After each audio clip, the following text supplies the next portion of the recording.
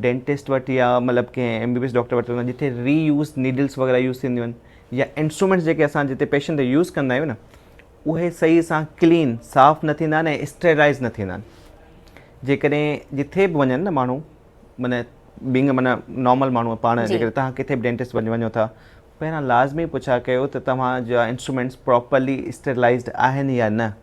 ठीकु, इहो लाज़मी माना हर माण्हू खे पुछणु खपे, चाहे उहो कंहिं सिंध जे कंहिं नंढे ॻोठ में हुजे चाहे कंहिं मतिलबु मेट्रोपॉलिटन सिटी आहे कराची में हुजे, लाज़मी पुछा कयो त तव्हांजा इंस्ट्रूमेंट्स स्टेरिलाइज़ आहिनि, छा मुंहिंजी सिहत जे लाइ उहे सही आहिनि या न। ऐं थोरी वेरिफिकेशन बि कंदा कयो। असां जेके मतिलबु पेशेंट को बि ईंदो आहे असां वटि त उन सां असां वटि 3 एग्ज़ामिनेशन सेट हूंदा आहिनि जेके चेक करण जे लाइ इंस्ट्रूमेंट हूंदा आहिनि।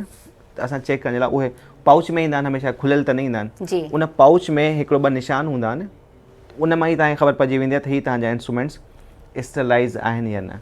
ठीकु, त इहो लाज़मी मतिलबु जेको आहे। ऐं तव्हां माना अहिड़े कंहिं स्टूडेंट खे हायर कयो आहे पाण वटि त जेके सिखनि बि ऐं पढ़नि बि, छो त इन्हनि खे मौक़ो ॾियणु तमामु घणो सही आहे ऐं मां सम्झां थी त इहा ई जनरेशन आहे जेका अॻियां हली करे सुठो परफॉर्म करे सघे थी। असल में जॾहिं खां क्लिनिक स्टार्ट थी आहे न शुरू वारा कुझु टाइम त स्ट्रगल वारा हूंदा आहिनि। तव्हांखे पंहिंजा पेशेंट ठाहिणा पवंदा आहिनि, तव्हांखे मतिलबु क्लिनिक खे स्टेबल करिणो हूंदो आहे, पंहिंजे पाण खे स्टेबल करिणो। जॾहिं हिकिड़ो दफ़ो स्टेबल थी वेंदा आहिनि पोइ माण्हू तव्हांखे जीअं मतिलबु मूं वटि हीअं माण्हू तव्हांजे मतिलबु ईंदा आहिनि त असांखे हाणे ॿुधायो त असां कीअं प्रोसीजर सिखूं, कीअं कमु सिखूं, कीअं पंहिंजे कैरियर में अॻियां वधूं।